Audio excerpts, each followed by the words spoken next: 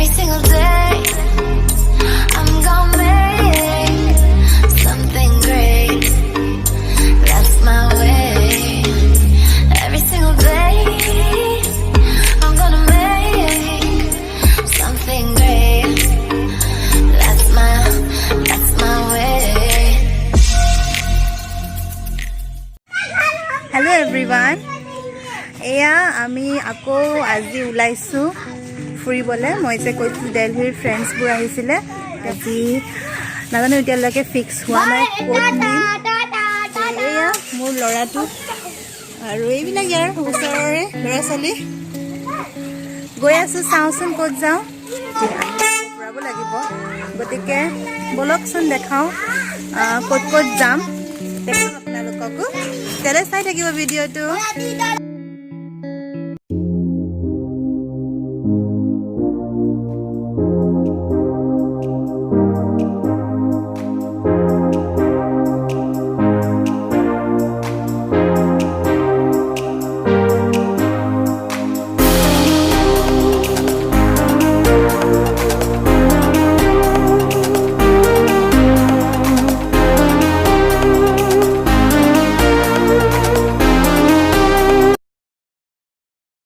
এইখিনি ঠাইত আহিছোঁ আমি ৰখি আছোঁ এইখিনি ঠাইৰ নাম কাজিৰঙাই পৰে জখলাবন্ধা গঙৰ ওচৰত এতিয়া আমি আকৌ যাওঁ কাজিৰঙালৈ কিং কঙত আমি অকণমান ৰখিলোঁ যিহেতু ইয়াৰ ভিউখিনি বৰ ধুনীয়া আৰু আমাৰ এয়া দিল্লীৰ ফ্ৰেণ্ডছখিনি হাজবেণ্ড ৱাইফ যে আহিছে তেওঁলোককো দেখালোঁ কিন্তু ভিতৰলৈ যোৱা পচিবল নহ'লে যিহেতু বহুত দেৰিয়ে হৈ গৈছে আৰু আমি কাজিৰঙাৰ ওচৰতে অৰ্কিড হাউচখনতো যাম বুলি ভাবিছিলোঁ সেইকাৰণে অকণমান ৰখিছোঁ আৰু ৰখি চাই পিনে আকৌ গাড়ীত উঠিলোঁ আৰু উঠি আকৌ ইয়ালৈ আহি পালোঁ ভিউ পইণ্ট এইখিনি আৰু এইজন হ'ল মোৰ হাজবেণ্ড ভিউ পইণ্টত আমি ৰখি গড় চাই আছিলোঁ কিন্তু এটাও গড় দেখা নাপালোঁ ইয়াৰ পৰা আকৌ ওলালোঁ এতিয়া কাজিৰঙালৈ এয়া আমি পালোঁ কাজিৰঙা আৰু এতিয়া এটামান বাজিলে আৰু বহুত দেৰি হৈ যাব ভিতৰত গ'লে আমাৰ ফ্ৰেণ্ডছবিলাককো সিহঁতক অসমত আহিছে যিহেতু অসমৰ কিছুমান ঠাইত লৈ যাবলগীয়া হৈছে তেওঁলোকক সেইকাৰণে আমি তেওঁলোকক ইয়াতে লৈ আহিছোঁ কাজিৰঙা দেখাবলৈ আৰু এয়া আমি ভিতৰত সোমাইছোঁ এতিয়া কাজিৰঙা নেশ্যনেল পাৰ্কলৈ যিহেতু মেইন নেশ্যনেল হাইৱেৰ পৰা অকণমান সোমাব লাগে কাজিৰঙা নেশ্যনেল পাৰ্ক পাবলৈ আৰু এইখিনি ঠাই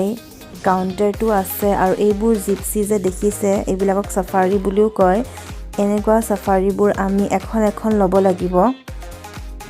কাজিৰঙা ভিতৰত ফুৰিবলৈ আৰু 5 জন হ'লে এখন চাফাৰী ল'ব পাৰে আৰু এখন চাফাৰীৰ দাম হ'ল 3000 টকা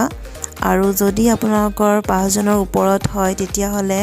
আৰু এখন চাফাৰী ল'ব লাগিব আমাৰতো 8 জন হৈ গৈছিলে আচলতে আমাৰ 8 জন মানে আমি ডাঙৰকেইটাতো 5 জনে হয় কিন্তু সৰু ল'ৰা ছোৱালী ধৰি এক্সট্ৰা 3 জন হ'ল আৰু এক্সট্ৰা 3 জনৰ কাৰণে আমি বেলেগ এখন গাড়ী ল'বলগীয়া হ'ল আৰু বহিমতো আমি ওলাইছোঁ যাবলৈ এতিয়া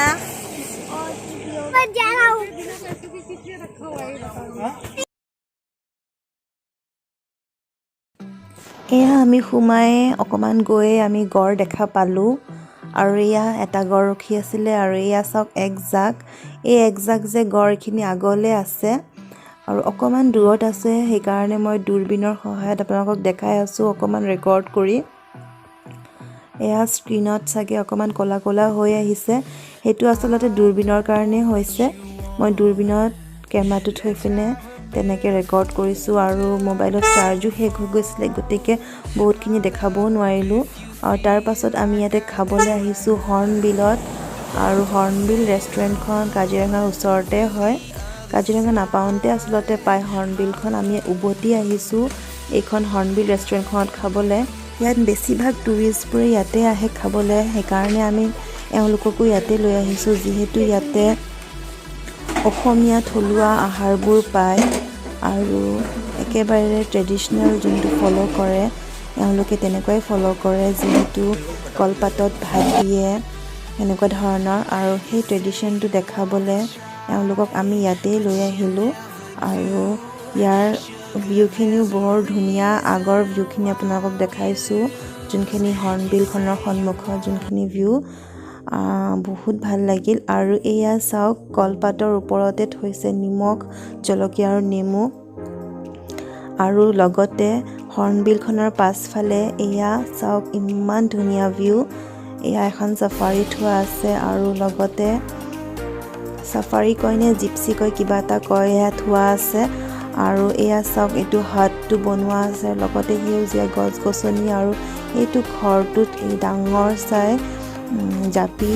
এখন আছে আৰু সেইখিনি বৰ ধুনীয়া লাগিল মই কেমেৰাত ইমান ভালকৈ কেপচাৰ কৰিব নোৱাৰিলোঁ কিন্তু বহুত ধুনীয়া ভিউ হয় এইখিনি সেইকাৰণে আপোনালোককো শ্বেয়াৰ কৰিছোঁ এইখিনি যোনসকলোৱে ইয়ালৈ অহা নাই তেওঁলোকে এইখনত এবাৰ সোমাই চাব মনটো বহুত ভাল লাগে আৰু এয়া ভাত দিছে ইমান ধুনীয়া কলপাতৰ ওপৰত ইমানকেইখন